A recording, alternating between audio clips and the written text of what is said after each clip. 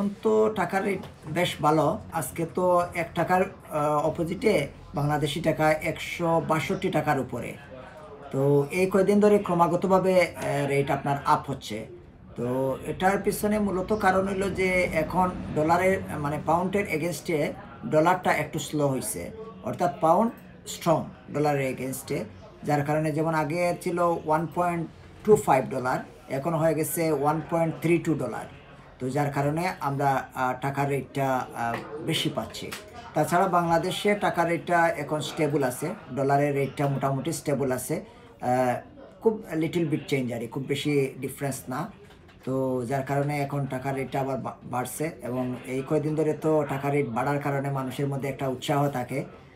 স্বাভাবিক রমজানের পরে একটু স্লো হয়ে যায়, কিন্তু এবার যেহেতু টাকার রেট একটু আপ হচ্ছে, এই জন্য রমজানের পরেও মোটামুটি ভালো মানে মানুষ টাকা পাঠাচ্ছে। তাছাড়া তো আসলে এই কুরবানির ঈদটাও খুব কাছাকাছি, যার কারণে অনেকেই আবার বলতেছে যেহেতু টাকার রেটটা বাড়ছে, আমরা কুরবানির জন্য কিছু পয়সা পাঠায় রেখে দিই।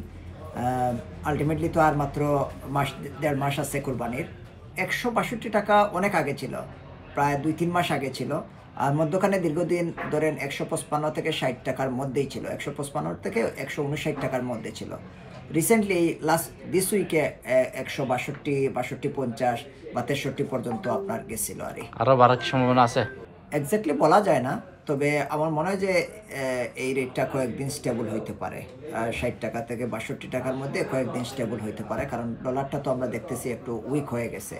যদি ডলার আবার স্ট্রং হয়ে যায় তাইলে হয়তো রেট আবার চেঞ্জ হয়ে যাবে আর আচ্ছা, আপনাদের এই যে আপনারা তো উমরা করেন, তারপর এখন দেশে তো সামনে তো অবশ্য আবার হলিডে আছে, জুন জুলাই, কি অবস্থা টিকিটের এখন?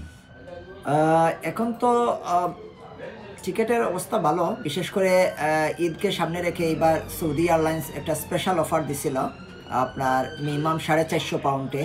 তো এটাতে বেশ ভালো সাড়া পড়ছে, সৌদি এয়ারলাইন্সে প্রচুর মানুষ টিকিট করছে।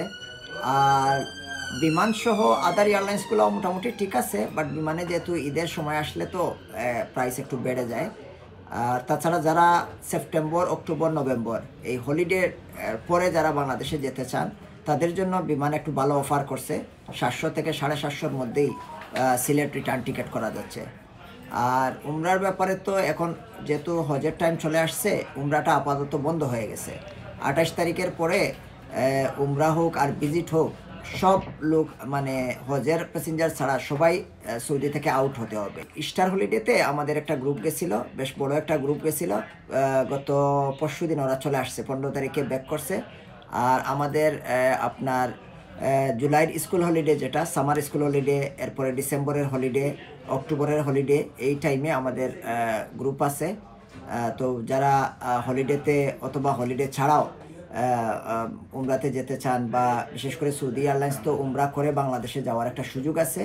তো এগুলো করতে চাইলে আমরা ইনশাল্লাহ আমাদের সর্বোচ্চ চেষ্টা করবো এবং স্পেশাল ডিসকাউন্ট দিয়ে দিতে পারবো ইনশাআল্লাহ।